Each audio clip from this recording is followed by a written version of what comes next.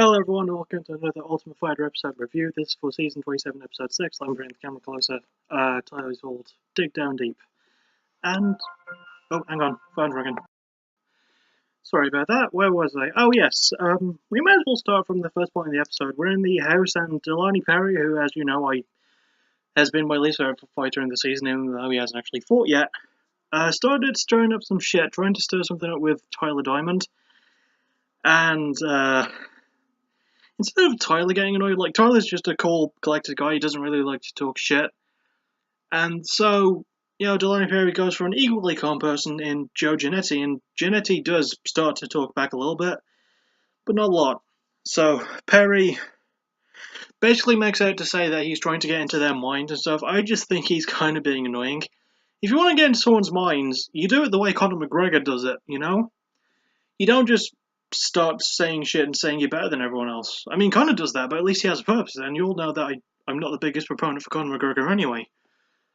But yeah, it's just kind of weird when you start talking like that and just think, you know, oh, I'm better than everyone else. You're really not. You might win your fight. I don't know. You haven't fought yet. But to me, all you've done really is talk crap to everybody. So, I don't know if I much like that. Let's see. Then we had quite a nice bit with Suman Mokhtarian. Like, most of the fighters were chilling in the pool. And Suman Mokhtarian was telling the story of his older brother Ashtar, who was already in the UFC. And he was telling a story of when they were younger, before either of them actually started fighting. They were watching an Australian MMA thing, and his brother used to be a drug addict. And one day, when he was high as fook, as the weeders like to say, that's a shout out to Scar for me saying the word weeder, because she knows what that means.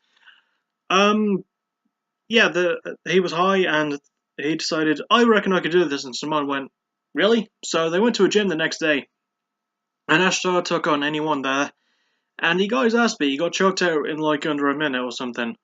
But he kept going the next day, he kept going to a day, like for 2 whole years, and he got signed to the UFC, and Suman's in the Ultimate Fighter, so, yeah, it was just a really, really nice story, and Suman uses that because his brother is, like, an inspiration to him for what he does. And it ties in very nicely to the video package thing, which I'll just get out of the way now.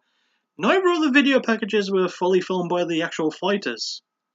Like, the majority of Ricky's stuff was done by his 11-year-old daughter, who is freaking awesome. And most of the kids of the Ultimate Fighter fighters are just kind of cool. I don't know why. And pretty much all of Suman's vlog was done by Ashtar, while Suman was training in Thailand. Just Suman was training in Thailand. Ashtar was in Australia now. They were both in Thailand, obviously. And yeah, it was just a really, really cool thing, and it showed the relationship that they have. And speaking of which, despite the fact that Ricky Steele and Suman Mokhtarian fight in this episode, Ricky talks about his kids. You know, he talks to Tyler and Clark, who also has a kid, and, you know, he shows a photo of his daughter, Ricky does. And then Ricky shows a picture of his daughter to Suman, who Suman comments is beautiful. And Ricky's like, oh, thank you. And it was just a nice little bit of friendship and respect, and I really like seeing that. And I hated that these two actually had to fight this episode, because I was just thinking, these two could be bros. You know, these could have been really, really good friends. I'm sure they still are. And a couple of things before the actual fight.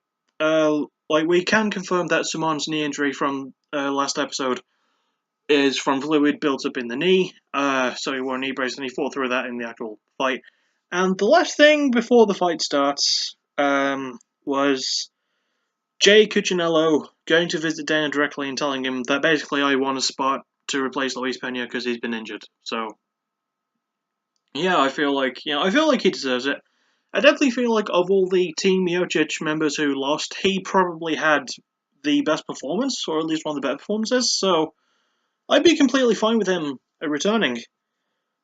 But, you know, there's other stuff we'll get into after the fight, so let's just talk about the actual fight, and it was pretty damn good. You know, it was really, really back and forth. I mean, Ricky Steele proved why he's the Karate Kid, and that's his nickname, and he landed some really, really good kicks, especially leg kicks. His leg kicks and body kicks were great.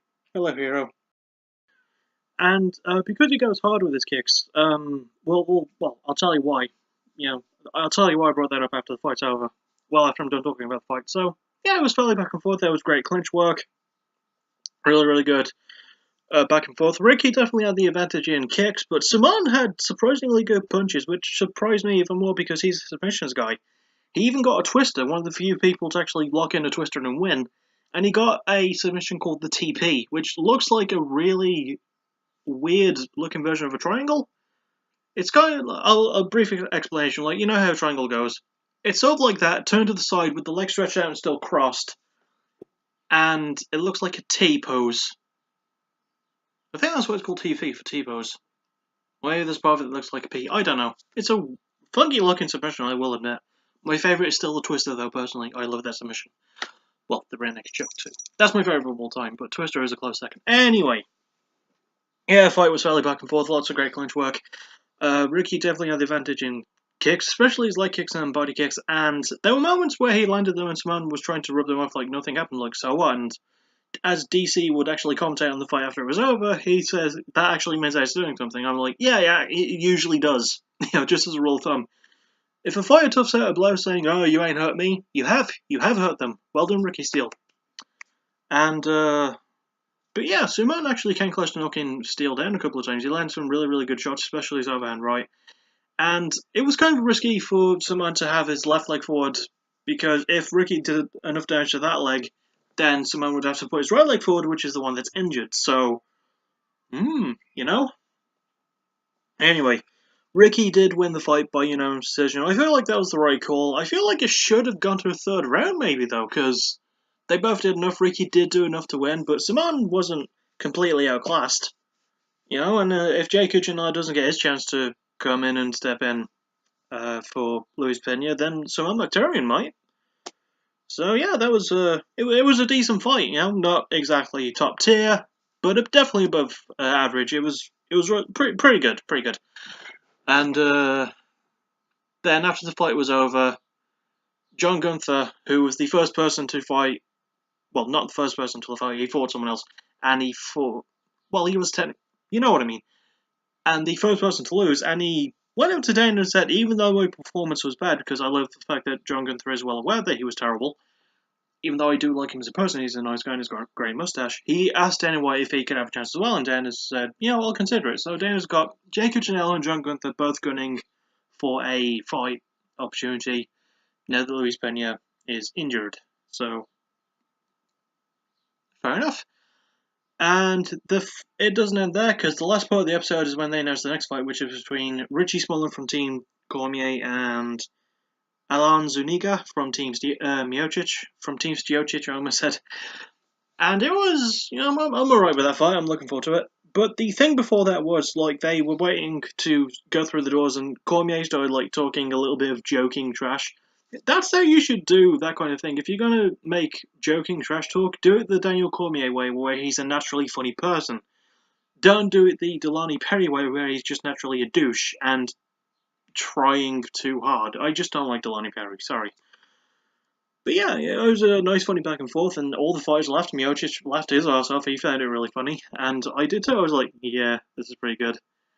So, all in all, pretty solid episode, but I'm looking forward to not just next week's episode, and not just the episode after that, but if my maths is right, the episode after that should be the Coach's Challenge. If it's not episode 9, it's going to be episode 8, it's one of the two. And you all know the Coach's Challenge is always the best part of any Ultimate Fighter season, because it just fucking is. And with all that said, not much else to say. Well, the next UFC event is this Sunday, between Darren Till and Stephen Thompson, so that's going to be good. That's in Liverpool, and I'll see you all then for the Fight of the Night review, and then I'll probably see you after that for either the next Ultimate Fighter episode or the backtracking 2-part episode about Alkaline Trio, whichever one comes first. May as well end off because I've said all I need to say. Thank you for listening. You're awesome. Bye bye. And another shout out to Scar for just being a cool person. So yeah, later.